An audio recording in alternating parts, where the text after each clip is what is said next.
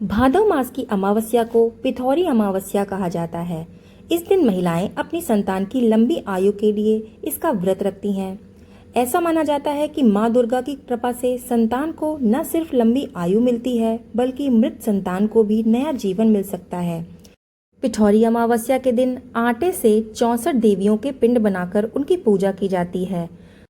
चलिए अब सुनते हैं पिथौरी अमावस्या की व्रत कथा।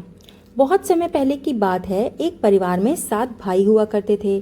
सबकी शादी हो चुकी थी और सबके छोटे छोटे बच्चे भी थे। परिवार की सुरक्षा के लिए सातों भाई की पत्नियां पिथौरी अमावस्या का व्रत रखना चाहती थीं।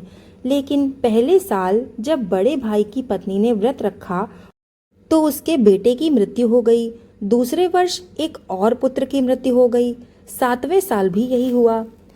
फिर इस बार बड़े भाई की पत्नी ने अपने मृत बेटे का शव कहीं छिपा दिया। गांव की कुल देवी माँ पोरेरम्बा उस गांव के लोगों की रक्षा करने के लिए पहरा दे रही थीं। जब उसने माँ को दुखी देखा तो इसका कारण जानना चाहा। जब बड़े भाई की पत्नी ने उसको सारी कहानी बताई तो देवी को उस पर दया आ गई। उन्होंने दुखी माँ को उन स्थानों पर हल्दी छिड़कने को कहा जहां उनके बेटे का अंतिम संस्कार किया गया था। माँ ने वैसा ही किया जैसा कि देवी जी ने बताया था। जब वो घर लौटी तो अपने सातों पुत्रों को जीवित देखकर बहुत प्रसन्न हुई। तभी से उस गांव की हर माँ और बच्चों की लंबी उम्र की कामना के लिए पिठौरी अमावस्या का व्रत करने लगी।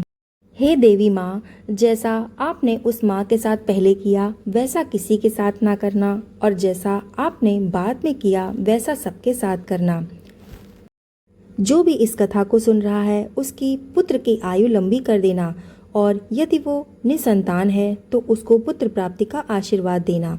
कथा समाप्त। आपको ये कथा कैसी लगी हमें कमेंट में ज़रूर बताइएगा, और हमें ये भी बताइएगा कि आप हमारी ये कथा कहाँ से देख रहे हैं, ताकि हम आपको थैंक्स कर सकें। अगर कथा हमारी पसंद आती है तो उसे लाइक और शेयर ज़रूर कर दीजिएगा, और चैनल पर नए हैं तो सब्सक्राइब ज़रूर कर दीजिएगा। वीडियो को लास्ट तक देखने के लिए आपका धन्यवाद।